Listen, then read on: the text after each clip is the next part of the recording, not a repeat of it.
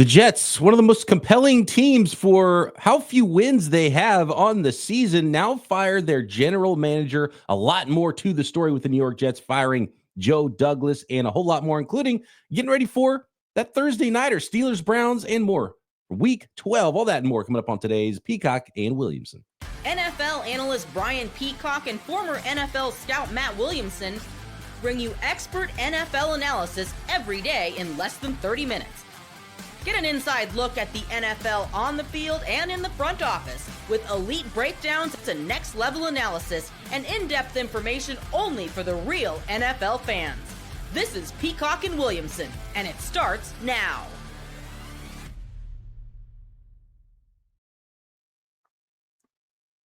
An NFL show, Brian Peacock alongside Matt Williamson at BD Peacock at Williamson NFL. Thanks, everybody, for making us your first listen on the Locked On Podcast Network. Your team every day. Of course, we love all of our everydayers out there and appreciate you. And I love that you're subscribed up and you hit the thumbs up for us on YouTube or wherever you are listening to your podcast. And welcome to all the new listeners as well. And it helps us out tremendously if you hit that subscribe button. You don't want to miss an episode. We break down the league daily all the way through the season and the off season. And some teams, Matt, during the season make off season type moves. And that's going to be our first topic here with the New York Jets. Today's episode of Peacock and Williamson brought to you by Prize Picks. Go to prizepicks.com/LockedOnNFL and use code all lowercase LockedOnNFL to win $50 instantly when you play $5. And the Jets are the oddest team right now in the NFL. Even more to this story beyond Joe Douglas getting fired, but let's start there. GM of the Jets. This is a talented roster. This is a talented roster that is not good enough for ownership, and Woody Johnson brought down the axe, this time not the head coach. He's already gone. Now it's the general manager, Joe Douglas, that was the architect of the current roster in New York. So I have some issues with this, but I totally get it as well. I mean, I understand wholesale changes. We need to change the way we do business in New York and start over from those in charge. Excuse me. Let me start at the top.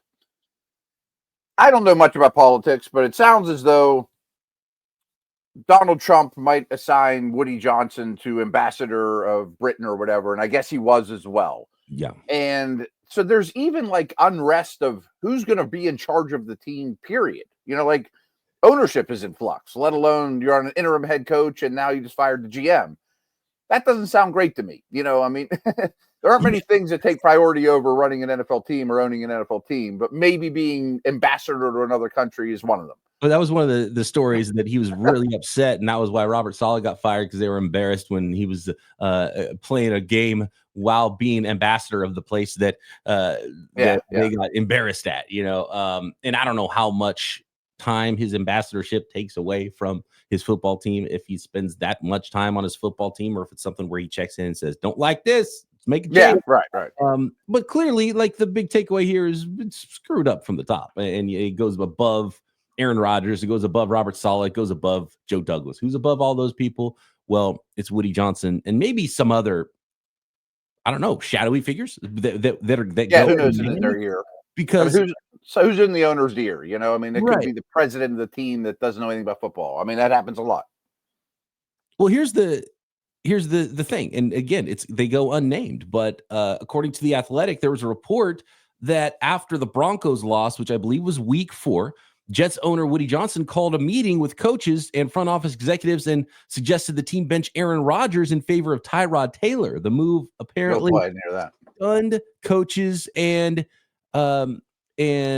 Douglas, who basically said, yeah, this is not going to work, convinced Woody out of it at the time that it would embarrass Aaron Rodgers and the organization and not sit well inside the locker room. And so there's that. And so is Woody Johnson making all of these decisions by himself? Is he making decisions on who he wants to play? And it's just, and again, Jordan Schultz report. While Joe Douglas held the GM title until today, and this was yesterday, I'm told much of the organization had been overseen by higher-ups over the past month. This was apparent in moves like the Devontae Adams trade, which many rival executives said was an overpay at the time, the Hassan Reddick renegotiation, which had stalled before being handled directly by others. Douglas effectively lost most of his authority after the firing of Robert Saleh, a decision made with minimal input from Douglas by owner Woody Johnson in October. But there was a reference of higher ups. So who are the people between Joe Douglas and Woody Johnson that were making decisions and running the New York Jets and running them in a pretty laughable fashion? Let's be honest. Yeah, and that's a hard thing for us to comment on. But I also think Woody Johnson's younger brother is involved. Like when Johnson was overseas the other time, he got involved. And I don't know, it sounds like a lot of chefs in the kitchen, to be honest. But just focusing on Douglas, the two massive moves that sure don't look good, and one of them already was terrible, is taking Zach Wilson second overall and the Aaron Rodgers endeavor, going down that road. But no way are those two decisions with the second overall pick and going to get Aaron Rodgers, Joe Douglas alone. No way. You know what I mean? Like, I don't even know if he had final say. I'm sure he didn't. He may not even like Zach Wilson. You know what I mean? Like, so that aside, if you look at his drafts, and I'm not going to harp on the rookie class, but Will McDonald is racking up sacks left and right. Joe Tippmann is turning into a high-quality center. Sauce Gardner, Garrett Wilson, Breece Hall, they all speak for themselves. Jermaine Johnson was really promising before he got hurt. Elijah Vera Tucker. Elijah Moore, he's not with the team, but I get it. You know what I mean? Like, he's drafted well. Quentin Williams. Yeah, right. I know Becton didn't work out, but that's a really good hit rate. And I know a lot of those are early picks, and you should hit on them, but they're some of the best players at their position. And he has a scouting background. When you hired him, you knew that was his forte, was he's going to be the tape grinder type GM. He's not a penny pitcher or whatever. And he's finding good players in the draft. Yeah. Not much confidence in the higher ups, in my opinion, of what's going on there. And so who was in control of the Aaron Rodgers thing or is Rodgers in control of all this? Well, that's the thing. Is Rodgers a higher up? Is he a player and a higher up? Is he on both sides of this thing? Because it did seem like he was acting as GM at some point, and they started to remake it in the looks of the old Packers. And, I get wanting to bring in some familiar players and coaches, but everything seemed really strange there. And probably too many cooks in the kitchen. Maybe Joe Douglas is like, yeah, this is not good anyway, because he's not GMing the team anymore. If you're not allowed to be the GM, how can you be, and maybe that was because maybe he was the point man. And look, I would think that Joe Douglas would have the loudest voice in drafting Zach Wilson. I don't think it's crazy to think that. But ownership usually has to be involved in a drafting of a quarterback, number 2 overall. The coaches are all going to have input as well. So it's usually a team effort there. But even with the Zach Wilson debacle and then Aaron Rodgers being a direct reaction, overreaction, maybe in some cases too, missing on Zach Wilson, that kind of all goes together. You screw up quarterback, you can really screw up your football team. But to put it all on Joe Douglas is really strange. And really to put it all on Robert Saleh was really strange in a lot of ways. It just became a mess there is what it seems like. And maybe they do need to start over in a lot of places, but I tell you what, I'd be really happy hiring Joe Douglas as my GM, and I'd be really happy hiring Robert Saleh as a football coach, and so that doesn't bode well for the Jets, because they should be a lot better football team than they are. And that's probably where Woody Johnson's like, look, we put resources into this. We got a Hall of Fame quarterback. You draft all these good players. How come we're not better? So let's try again. That feels like, but at the same time, Joe Douglas put together a pretty good football team. And if he wasn't the one that was in charge of the coaches and he wasn't the one in charge of the Aaron Rodgers stuff, then how can you blame really anything except for Zach Wilson on Joe Douglas? Exactly.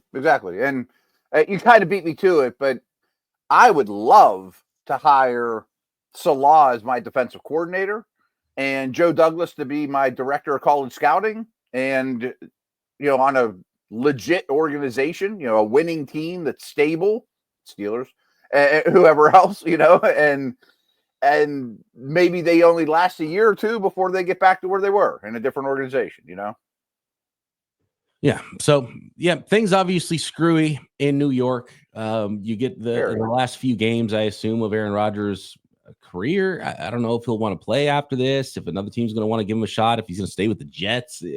I don't know. I just see him getting bored in like a month after getting hit and being like, what am I doing here again? I can't see how this goes great. And ownership already wanted to, that's the weird part, is ownership already wanted to bench the quarterback. So maybe that's it. Maybe it's like, you guys didn't bench this Hall of Fame quarterback soon enough. Maybe Woody Johnson didn't want Aaron Rodgers all along. I don't know.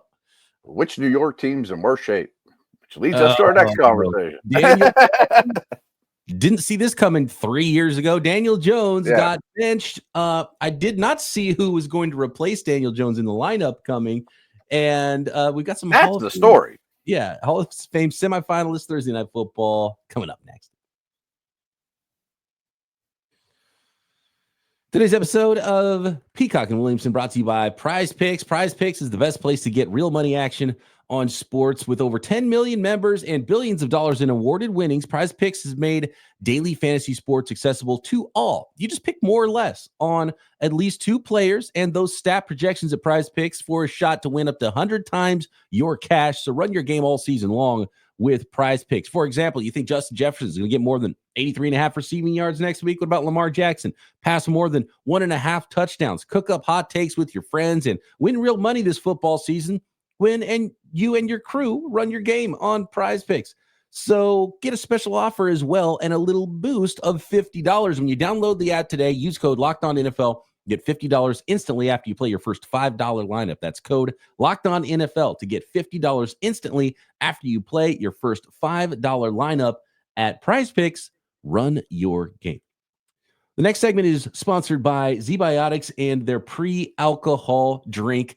The pre-alcohol probiotic by ZBiotics is the world's first genetically engineered probiotic. It was invented by PhD scientists to tackle rough mornings after drinking, and here's how it works. When you drink, alcohol gets converted into a toxic byproduct in the gut. It's this byproduct, not dehydration, that's to blame for your rough next day. And so, to put it simply, you drink pre-alcohol for best results. Make it your first drink of the night. Then pace yourself, hydrate, drink responsibly, get a good night's sleep, and guess what? Enjoy tomorrow. Wake up feeling refreshed. I use pre-alcohol every time before I drink now that I've got it. And I was skeptical at first. Got to be honest. It's amazing. Notice a difference the next day. Even after a night out, can confidently plan whatever next podcast the next morning, whatever I have to do the next day without worry. So go to zbiotics.com/LockedOnNFL to learn more and get 15% off your first order when you use Locked On NFL at checkout. ZBiotics is backed with 100% money back guarantee. So if you're unsatisfied for any reason, they'll refund your money. No questions asked. Remember to head to zbiotics.com/LockedOnNFL and use code LockedOnNFL at checkout for 15% off.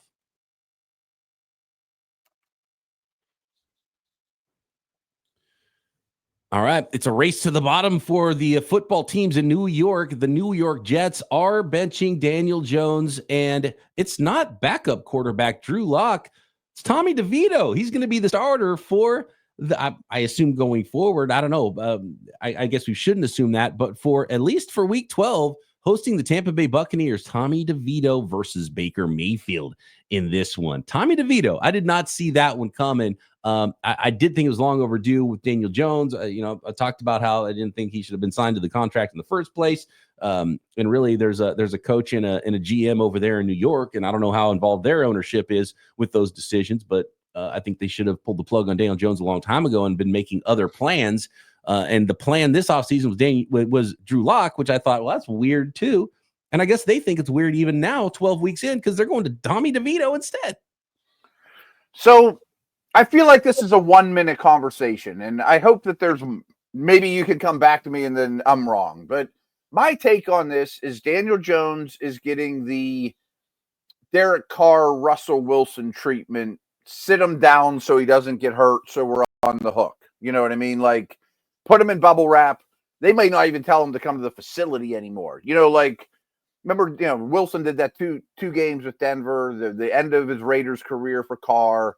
We just don't want you getting hurt. You're going to be inactive. You're not even like a demotion because we don't want to be on the hook for your contract, which I understand this case because to your point, they never should have signed him in the first place to this deal. But the fact that they're going to DeVito over Locke, who truthfully, I don't know if he's good or bad. I lean towards he's a fine backup and somewhere in between, but he's not a starter. But they had to have him. They went out and got Locke early in free agency. They've been raving about the guy. To me, this is keep Jones away from injury and flat out soft tank. What's the best way we can lose games? You said it was one sentence, and I was thinking, it might be 2 words. Money, right. Tank. So that's what this is. Money and tank. Daniel Jones was due, according to Tom Pelissero, he was due $30.5 million next season, 2025, with $41.6 million cap number. But the Giants owe him no more cash beyond this season. So if they release or trade him, which is not going to be a trade, if they release him before March 16th, when the $12 million of his $23 million injury guarantee would convert to full guarantee, then there you go. So March 15th, Daniel Jones won't be on the team anymore, and there will be no more guarantees for him. And that 23 mil injury guarantee would convert to a full guarantee if he was still on the roster. And so they don't want him to get hurt because they don't want the injury guarantee to kick in, and they're going to cut him before the full guarantees kick in on March 16th. So that is that part I get. Yeah, that, and I get all of it. I get. They could designate him June 1st if you want to get a little further in the weeds. They could designate a post-June 1st designation for cutting him, which would split the remaining dead cap into 2 seasons instead of just all in 2025.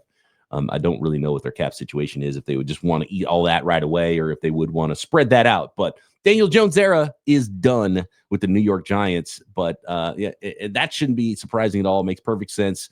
Had to be done, basically, because you don't want to be on the hook with a guy that you've decided is not going to be the guy. Maybe it's more of an audition for DeVito to be next year's backup than anything else. It's really the only thing I can think of other than just straight up tank that you're skipping over your number 2 to go to your number 3 quarterback. Yeah, I don't know much else to add, but my phone just lit up while we were talking. It happened to be Giants news. Kayvon Thibodeau is opening his 21-day window too. I mean, so just want to throw that out there because newsworthy. But it brings me also to this too. Like when you do this crap, guys like Dexter Lawrence start asking for trades. You know what I mean? Yeah, who wants to go through right? This isn't fun. Rebuild if they believed in what the plan was. You just signed and you traded for and signed Brian Burns. Is he going to be like remorseful and be like, oh geez, maybe this wasn't the right, maybe I just went to Carolina Panthers part 2 here, what's going on, you know? So there's a human element and a locker room element that you can't discount too. Real quick, so you get put in charge of the New York Giants. I gift you an NFL franchise. Do you start over? Because clearly they're going to be shopping for a quarterback. Do you start over with GM and head coach too? I think so. Definitely GM. I mean, the Giants hard knock stuff and pretty much all their moves I haven't agreed with, including signing Jones. I think Daboll's a good head coach, but along the Saleh lines, I think he's a great coordinator. That's what I mean. The frustrating part for me is they didn't bring in, and Daniel Jones was that guy, I guess, but they didn't bring in another guy. Like you could have thrown a day 3 pick at Fields or Lance or whoever.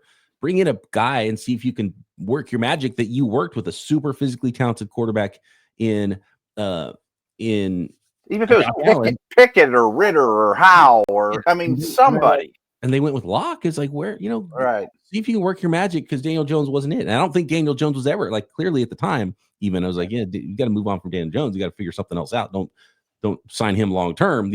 Tag him. Sign Saquon Barkley long term. And I'm not even a guy that says you should spend a lot on running backs, but clearly that was the move, and they did the opposite. Now they got the bad quarterback and no running back, who's making a big difference against 4 division opponents. So if those were, and look, if ownership was like you can't get rid of Daniel Jones, then maybe you give GM a pass, Joe Shane. But I would say you got to go. Yeah, I would probably clean house. Mike Lombardi talks about this a lot with the Giants because he was wired in with those guys and Belichick was defense coordinator, et cetera, et cetera. And he often says along the lines of no team has gotten away from their roots and identity, with the exception maybe the Raiders, than the Giants. Because their scouting philosophy used to be to get giants. What I mean is huge people, big, strong, fast. Big, strong, fast is always going to be a giant. Like DeVito would never even been on the team back then. They don't have any scouting roots anymore. Well, yeah, and really in the end, I think they'll get back to Parcells. Yeah, well, they're going to get back to that because guess what? They're going to have Parcells' protege, Bill Belichick, be coach and GM next year. I think that's the path. I'm fine with it. Right. I mean, a Vrabel or a Belichick, or hand them the keys. All right, next, I want to talk Hall of Fame finalists. I want to talk Steelers-Browns preview, the beginnings of Week 12 Thursday nighter that I know you are knee-deep in right now in that Steelers-Browns conversation in the AFC North. Next. The final segment of today's Peacock and Williamson is sponsored by Hillsdale College, because it's our most precious commodity. So don't waste that time scrolling through the same mind-numbing content for hours and hours every single day. How can you spend it wisely and improve yourself? Well, our sponsor, Hillsdale College, is offering more than 40 free, that's right, free online courses, including history, economics, the great works of literature. Did you study these things recently? Probably not. And if you study them at all, right? Or even if you did, maybe it's time for a refresher. Time and technology have changed, but history does never change. And it's still there for us to learn from. All of Hillsdale's courses are self-paced so that you can start whenever, tune in wherever. Plus, you can go deeper with readings, quizzes, discussions, or just enjoy the lectures. So go right now to hillsdale.edu/lockedon to enroll. There's no cost, and it's easy to get started. That's hillsdale.edu/lockedon to register. hillsdale.edu/lockedon.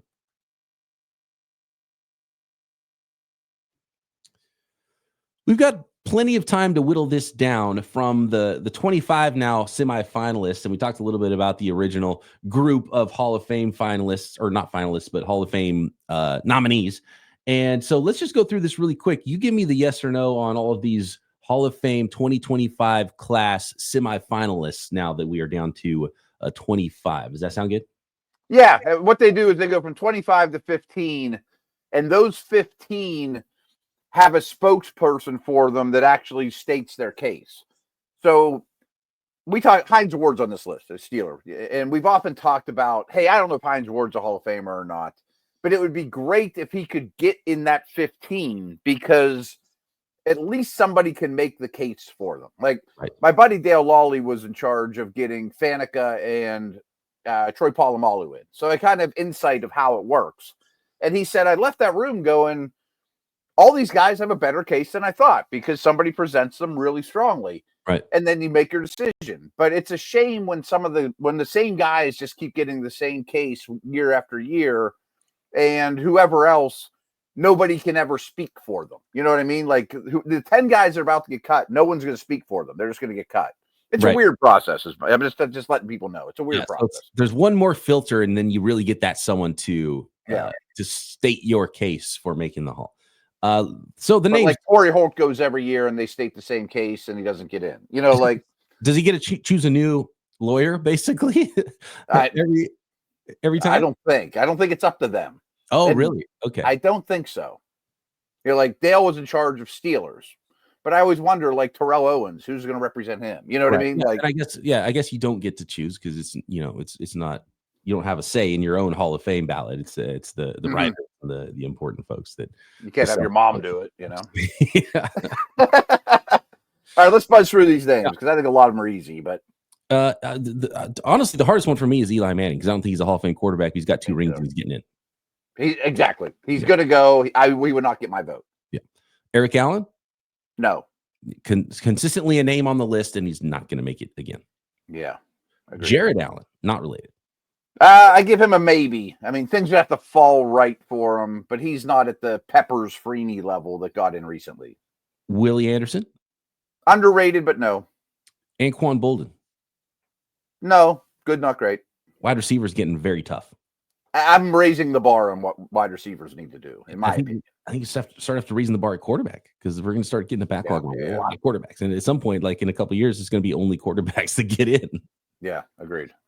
Jerry Evans? No, but better than you think. Here's one from last year that I thought you said should go in. Antonio Gates did not get in. I thought that was criminal. I thought last year's class was actually very weak, and to keep him out because can't put him in on the first ballot is ludicrous. So the strongest vote from Williamson so far is for Antonio Gates. Yes, that's a definite one for me. James Harrison? We talk about him and Ward a lot. The answer is no, but he has about a 5-year stretch that is as dominant as Lawrence Taylor, if you look at it. It's really crazy. Wow. But it's not long enough. Rodney Harrison? No. Torrey Holt once again? No. And I'll tell you this. So him and Bruce were up at the same time, Isaac Bruce, and the same guy was trying to get them both in. And flat out, the voters said, would you take Bruce or Holt? And he said, Bruce. So that doesn't mean Holt shouldn't go, but and you know what I mean? That's how it gets sticky. Bar changes, it's going to get even more difficult for Torrey Holt to get in now. So he didn't already get in. He's not getting in. I agree. Luke Kuechly.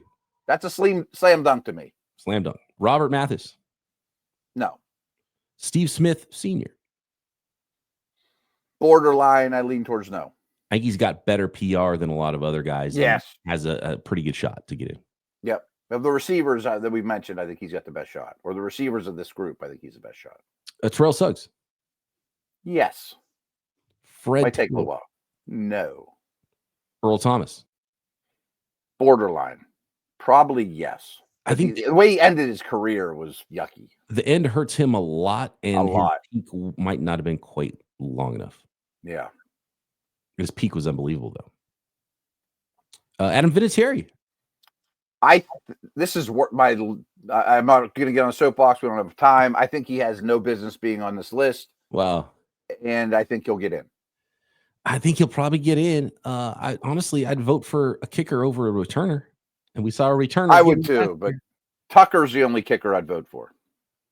So Vinatieri doesn't even have that good a completion or kicking percentage. He just played forever on two good teams. Played forever and had a lot of big kicks for teams that won Super Bowls. And that weighs heavily on. I don't even think he kicked off the last 10 years. He didn't attempt any over 50 for the last 10 years.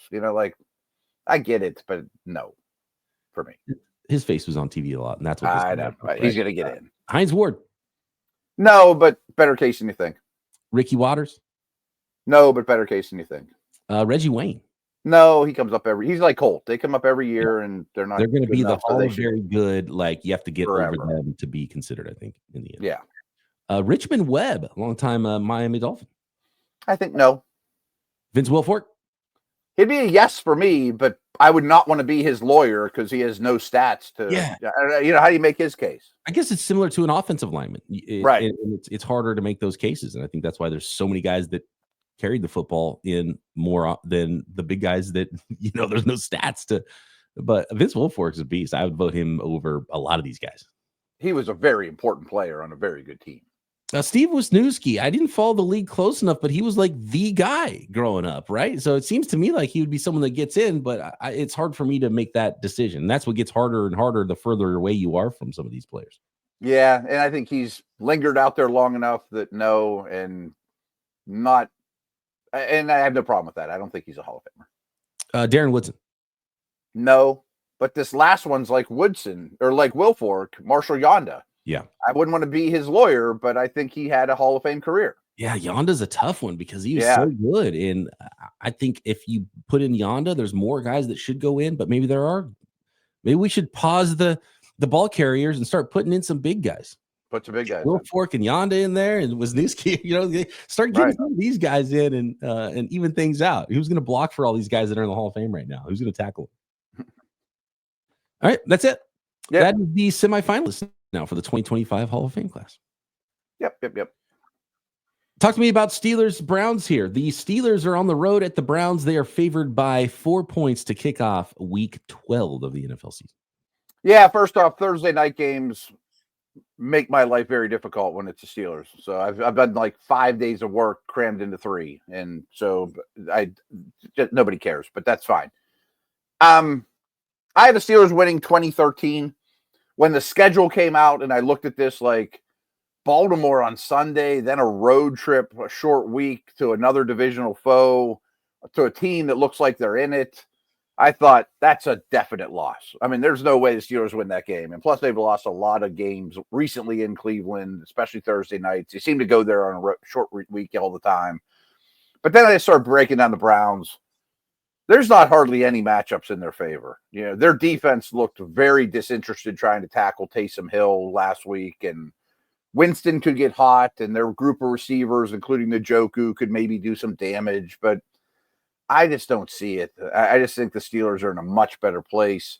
They avoided injuries against the Ravens. So, yeah, they're probably sore, but so are the Browns, and go get a business trip and win 2-0 and get out of there, I hate this one so much because on Thursday nighters, like, does the short week matter? Is it such an advantage for the home team, or is it a good team? And then the times I think it doesn't matter, this team's too good, then it does matter. And the times I think it don't matter, it does matter. So the Browns are just so cooked. I can't. Right. 4 points. The Steelers should, as long as they just can run the ball like crazy and don't lose a turnover battle by 2 or more. You would think. Yeah. Yeah. Road trip. Business. I just keep calling it a business trip. Get on that bus, go 2.5 hours up the road, win a game, come back and relax for 10 days. There you go. Pittsburgh Steelers over the Cleveland Browns and giving up 4 points, and I'm okay with that one. I will say, though, James Winston's been good for some of the wide receivers fantasy-wise out there. So, like, you can plug Jerry Jeudy into your lineup. You can have Tillman in your lineup. He might throw for 350. Seems like he does every week. You know, like he's kind of reinvigorated. Yeah. But he might get sacked 9 times and might throw 3 picks, too. Yeah. I don't know how they protect on the edges. All their tackles are banged up. There's no matchups that really favor them, except for Myles Garrett's really good. Yeah, and if Garrett's disinterested, you're really in trouble if you're the Browns. Yeah, I mean, he played in that game against the Saints and had nothing in the box score. And he's got a foot, and he didn't practice yesterday. And, like, the defense looks like they're making, reservations for a vacation. Yeah, that's what's really held because I don't know how much we expected from Deshaun Watson's offense for the Browns even before Jameis Winston. But the defense has been the big downer because you thought that would at least carry them this season, as it did last year. They were a really good defense, and they were in there this year at all. And the offense actually looks like they got a little shot in the arm with Winston, but they're just too big a hole, and they can't run the ball, and Chubb's not the same, and we haven't talked about this a lot. Just real quick, the remade offensive line for the Steelers after 11 weeks of the season, how has that looked now? You had rookies, you had injuries, you had veterans in there. And, there was guys that were going to start it right and maybe end up at the left tackle. And so how is that all shaken out now for the Steelers? Good, not great. The Browns actually are second in the league behind the Patriots in terms of offensive line combinations they've had to throw out there. And the Steelers aren't far behind. I think they went the first 5. They had 5 different combinations in the first 6 weeks. But now it's kind of settled in, and the injuries have not, destroyed them too bad. Promising. Broderick Jones is a disaster in protection. Watch him against Garrett. But the interior is really, really good. Frazier's a star. I still have really high hopes for Fautanu. I actually saw him yesterday. He's out of a brace of any kind. I don't know if he'll be back, but that's a next year project. And left tackle Dan Moore's been quite good. And I have to throw it out there. One of my new favorite players in the league that I urge everyone to watch in the standalone game is Darnell Washington. He is an assassin. He's a big tackle. Now they're throwing him the ball. He took Adafio away and just threw him out of the club like 4 times. Just grabbed him and threw him across the field. He is so much fun, and he's really an extension of the O-line, of course. Yeah. There you go. Steelers, Browns to kick off week 12. Thanks, everybody, for making us your first listen. Make sure you subscribed on YouTube and everywhere you get your podcast. Seriously, do that right now. Hit that subscribe button so you can hang with us every single day through the season and the off season, of course, as we do here on Peacock and Williamson and the entire Locked On Podcast Network. Check out one of the other 200 pods for your second listen. And remember, your team is covered right here daily. Matt and I back tomorrow. Get those mailbag questions in this week as well. Right here, Peacock and Williamson.